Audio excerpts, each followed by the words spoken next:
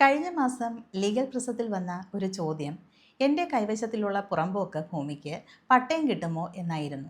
ഇല്ല എന്ന് ഉത്തരം നൽകി. പിന്നീട് അദ്ദേഹം തന്നെ ചില അന്വേഷണങ്ങളൊക്കെ നടത്തി പുറമ്പോക്കിന് പട്ടയം കിട്ടുന്ന പുതിയ നിയമം വന്നിട്ടുണ്ട് എന്നറിയിച്ചു. എന്നാൽ ആരാണ് ഈ വിവരം നൽകിയതെന്ന് വെളിപ്പെടുത്തുന്നില്ല. ഏതോ ചാനൽ വഴി ലഭിച്ചെന്നാണ് പറയുന്നത്. വ്യക്തമായ മറുപടി ലഭിച്ചില്ല എന്ന് അദ്ദേഹം പറയുന്നു. എന്തായാലും പുറമ്പോക്ക് ഭൂമിക്ക് പട്ടയം കിട്ടുമോ എന്ന നിയമപ്രശ്നത്തെക്കുറിച്ച് വിശദമായി നോക്കാം. This is legal prism law made easy.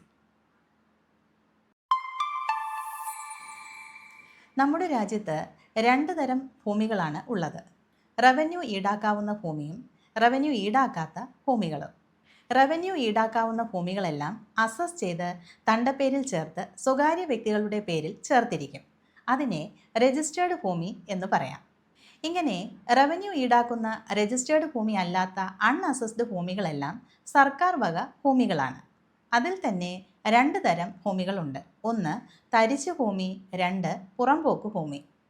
തരിശു ഭൂമി എന്ന് കേട്ടാൽ നമുക്ക് തോന്നും അത് കൃഷി ചെയ്യാൻ കഴിയാത്ത പാറക്കെട്ടോ മറ്റ് വേസ്റ്റ് ഭൂമിയോ ആയിരിക്കുമെന്ന്.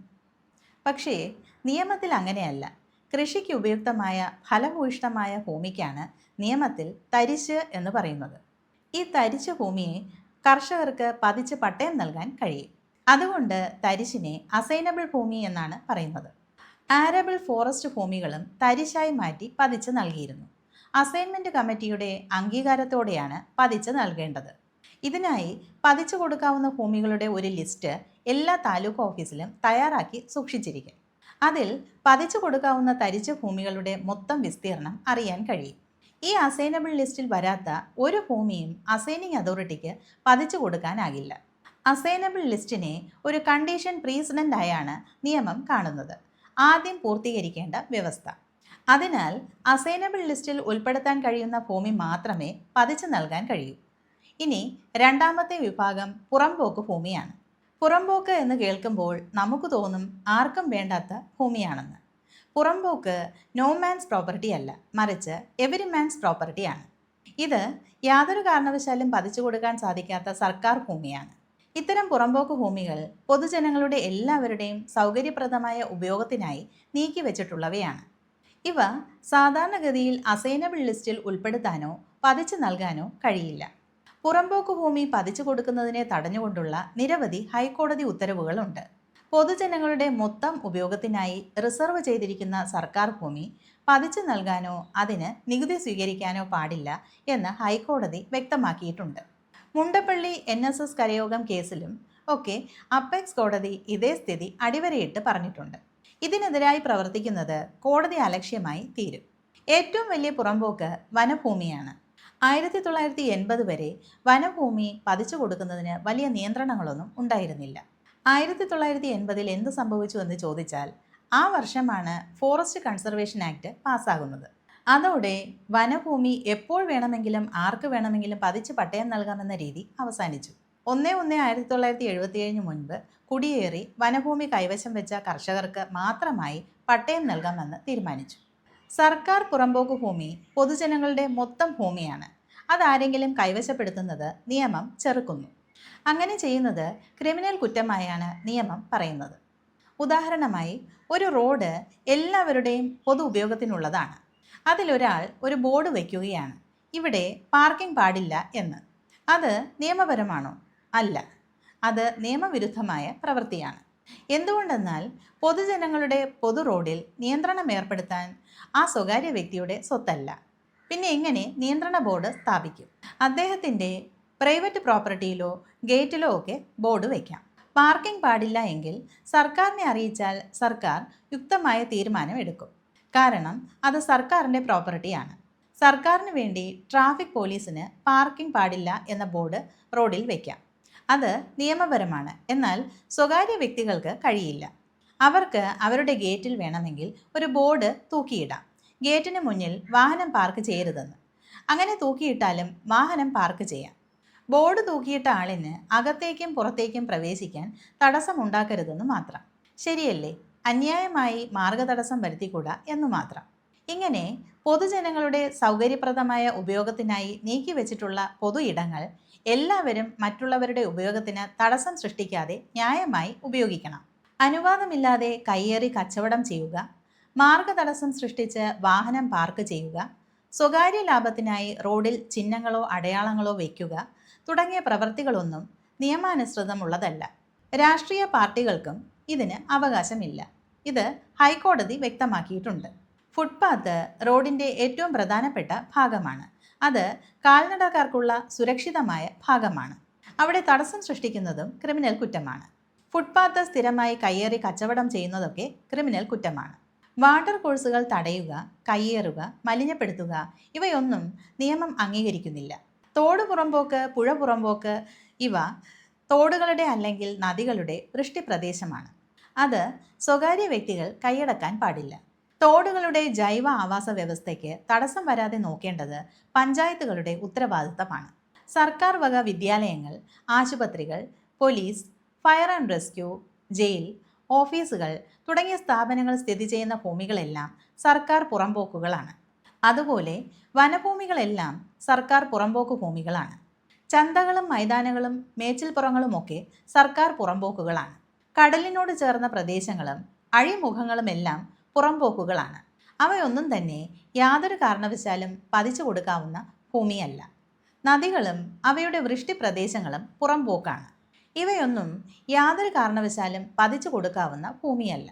തോട്ടം ഭൂമികൾ, മതസ്ഥാപനങ്ങളുടെ കൈവശമുള്ള ഭൂമികൾ, സ്വകാര്യ സ്ഥാപനങ്ങൾ, സർക്കാർ അനുമതി കൂടാതെ കൈവശം വയ്ക്കുന്ന 7 ഏക്കറിന് മേലുള്ള ഭൂമികൾ ഇവയിലെല്ലാം സർക്കാരിൻ്റെ വെസ്റ്റഡ് ഇൻട്രസ്റ്റ് നിലനിൽക്കുന്നു. ഇത്തരം ഭൂമികൾ സർക്കാരിലേക്ക് വരുന്ന പക്ഷം അത് തരിശിലേക്ക് മാറ്റി പതിച്ചു കൊടുക്കാൻ കഴിയും.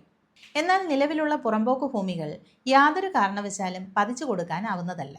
വൺസ് എ പുറമ്പോക്ക് ഓൾവേസ് എ പുറമ്പോക്ക് എന്നാണ് പറയുന്നത്. ഭൂമിയും മനുഷ്യരും ഉള്ളിടത്തോളം കാലം പബ്ലിക് പ്രോപ്പർട്ടിയായി തന്നെ തുടരേണ്ട പ്രോപ്പർട്ടി. അതുകൊണ്ട് ഡിജിറ്റൽ സർവേ ചെയ്യുന്ന ഉദ്യോഗസ്ഥർ ഇത്തരം ഭൂമികളുടെ കൃത്യമായ സ്കെച്ചുകളുമായാണ് നമ്മുടെ പ്രദേശത്ത് വരിക. അവർ ചെയ്യുന്നത് പൊതുജനങ്ങളുടെ പൊതു ആവശ്യങ്ങൾക്കായി നീക്കിവെച്ചിട്ടുള്ള പുറമ്പോക്ക് ഭൂമികൾ ആദ്യമേ അളന്ന് മാറ്റിയിടും. അതിനുശേഷമേ രജിസ്റ്റേർഡ് ഭൂമികൾ അളന്ന് തിട്ടപ്പെടുത്തുകയുള്ളൂ. അങ്ങനെ ആദ്യമേ അളന്ന് മാറ്റിയിടാതെ സർവേ ചെയ്ത് സർക്കാർ ഭൂമിയിൽ കുറവ് വന്നാൽ അളന്ന ഉദ്യോഗസ്ഥനെ പ്രോസിക്യൂട്ട് ചെയ്യാവുന്നതാണ്. സർക്കാർ ഭൂമി നഷ്ടപ്പെടണമെന്ന ഉദ്ദേശത്തോടെ ആര് പ്രവർത്തിച്ചാലും അത് ക്രിമിനൽ കുറ്റമായി തീരും. അപ്പോൾ നമ്മൾ ഇതുവരെ മനസ്സിലാക്കിയത് പുറമ്പോക്ക് ഭൂമി കയ്യേറി കൈവശപ്പെടുത്തിയാൽ അത് ക്രിമിനൽ കുറ്റമാകും എന്നാണ്. എന്നാൽ വളരെ വർഷങ്ങളായി പുറമ്പോക്ക് ഭൂമിയിൽ കുടിൽ കെട്ടിക്കിടക്കുന്നവരുണ്ടല്ലോ, അവരെ പുറത്താക്കാത്തത് എന്തുകൊണ്ടാണ്? 2008 നവംബർ 8 പുറമ്പോക്കിൽ കയ്യേറുന്നത് ക്രിമിനൽ കുറ്റമായത്. അതിനു മുൻപ് പുറമ്പോക്കിൽ കയറിയ ആൾക്കാരിൽ സ്വന്തമായി ഭൂമിയില്ലാത്തവരെ അനുഭാവപൂർവമായാണ് നിയമം കണ്ടിരുന്നത്. അവരെ മറ്റൊരു സ്ഥലം കണ്ടെത്തി പുനരധിവസിപ്പിക്കുന്നതാണ്. അതുവരെ അവരെ അവിടെ തുടരാൻ അനുവദിക്കും. 2008 മുൻപ് കുടിയിരുന്നവരുടെ കാര്യമാണ്. മറ്റു ഭൂമിയില്ലാത്തവരായിരിക്കണം. ഇവരെ പുനരധിവസിപ്പിക്കേണ്ടത് പഞ്ചായത്താണ്.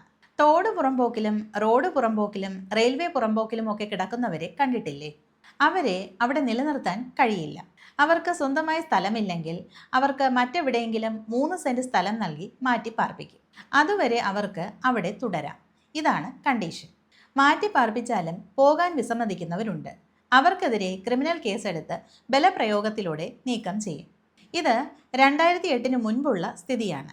2008 ശേഷം കയ്യേറുന്നത് ക്രിമിനൽ കുറ്റമാണ്. സ്വന്തമായി സ്ഥലമുള്ളവരാണ് പുറമ്പോക്ക് കയ്യേറുന്നതെങ്കിൽ അത് പ്രാരംഭത്തിലെ ക്രിമിനൽ കുറ്റമായി തീരും. ഇവിടെ അനധികൃതമായി അനുവാദമില്ലാതെ കയ്യേറുന്നതിനെ കുറിച്ചാണ് പറഞ്ഞത്.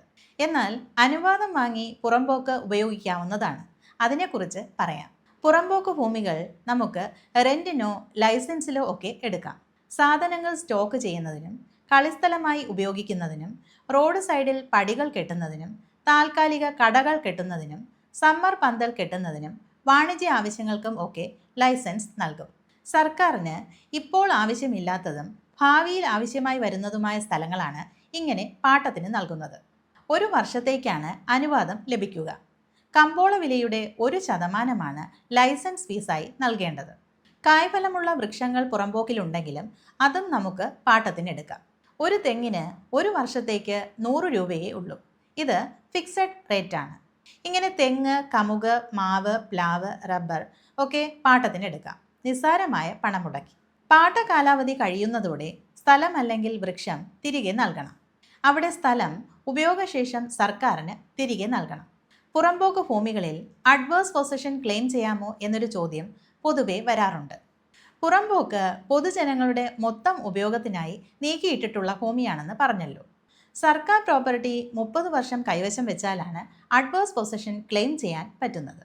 2023 state of Keralam versus Joseph എന്ന റിപ്പോർട്ടബിൾ കേസിൽ ഇതിൻ്റെ ശരിയായ മാർഗനിർദ്ദേശങ്ങൾ സുപ്രീം കോടതി വ്യക്തമാക്കിയിട്ടുണ്ട്. സാധാരണഗതിയിൽ അഡ്വേഴ്സ് പൊസഷൻ ക്ലെയിം അംഗീകരിക്കാൻ പാടില്ല എന്നാണ് അവിടെ പറയുന്നത്. ഒരു പുറമ്പോക്ക് ഭൂമി പൊതുജനങ്ങളുടെ പൊതു ആവശ്യങ്ങൾക്ക് വിനിയോഗിക്കുന്നതിന് തീരുമാനമെടുക്കാൻ സർക്കാരിന് അധികാരം നൽകിയിട്ടുണ്ട്. ഇത് റൂൾ 24 വായനയിൽ വ്യക്തമാകും. അങ്ങനെ തീരുമാനമെടുക്കുമ്പോൾ ആ ഭൂമിയുടെ കമ്പോള വില 20 ലക്ഷം കവിയുമെങ്കിൽ ക്യാബിനറ്റ് ഡിസിഷൻ വേണമെന്നാണ് നിയമം പറയുന്നത്. ഈ പറഞ്ഞ പുറമ്പോക്ക് ഭൂമികൾ സർക്കാരിൻ്റെ പല യൂസർ ഏജൻസികളെ ഏൽപ്പിച്ചിട്ടുണ്ട്. ആ വകുപ്പുകളും സ്ഥാപനങ്ങളുമാണ് അത് സംരക്ഷിക്കേണ്ടത്. അവിടെ ഒരു എസ്റ്റേറ്റ് ഓഫീസർ ഉണ്ടായിരിക്കും. അവർ ആ ഭൂമിയുടെ രേഖകൾ ശേഖരിച്ച് ആസ്തി രജിസ്റ്റർ സൂക്ഷിക്കുകയും കയ്യേറ്റങ്ങളിൽ നിന്നും സംരക്ഷിക്കുകയും ചെയ്യും. ഇതിൽ പ്രധാനം തദ്ദേശ സ്ഥാപനങ്ങളാണ്. പൊതുജനങ്ങളുടെ റോഡ്, തോട്, ഇടവഴി, പാലം, കളിസ്ഥലം, ചന്ത, മൈതാനം തുടങ്ങിയവയെല്ലാം പഞ്ചായത്ത് ആസ്തി രജിസ്റ്ററിൽ ചേർത്ത് സംരക്ഷിക്കുന്നു. പഞ്ചായത്ത് സെക്രട്ടറിയാണ് എസ്റ്റേറ്റ് ഓഫീസർ. മറ്റൊരു പ്രധാന ഏജൻസി വനം വകുപ്പാണ്. അവിടെ ഫോറസ്റ്റ് റേഞ്ച് ഓഫീസറാണ് എസ്റ്റേറ്റ് ഓഫീസർ. ഇതുകൂടാതെ പൊതുമരാമത്ത് വകുപ്പ്, ഇറിഗേഷൻ വകുപ്പ് ഇവിടെയെല്ലാം എസ്റ്റേറ്റ് ഓഫീസർമാരെ ചുമതലപ്പെടുത്തിയിട്ടുണ്ട്. സർക്കാർ ഭൂമി ആരെങ്കിലും കൈവശപ്പെടുത്താൻ ശ്രമിച്ചാൽ ഈ എസ്റ്റേറ്റ് ഓഫീസർമാർ കാണാത്തതുപോലെ ഇരുന്നാൽ അവരെ പ്രോസിക്യൂട്ട് ചെയ്യാം എന്നാണ് നിയമം പറയുന്നത്. ചുരുക്കി പറഞ്ഞാൽ സർക്കാർ പുറമ്പോക്ക് ഭൂമി കൈവശപ്പെടുത്താം, അതിന് പട്ടയം കിട്ടും എന്ന് പറയുന്നത് പോലും ക്രിമിനൽ കുറ്റമാണ്. ന്യായ സംഹിത സെക്ഷൻ 45 പ്രകാരമുള്ള പ്രേരണ കുറ്റം. പൊതുജനങ്ങളുടെ അവയർനെസ്സിനു വേണ്ടി ലീഗൽ പ്രിസം അവതരിപ്പിക്കുന്ന ഈ വീഡിയോ ഷെയർ ചെയ്ത് സഹായിക്കാമോ? Thank you. This is legal prism, law മേഡീസ്.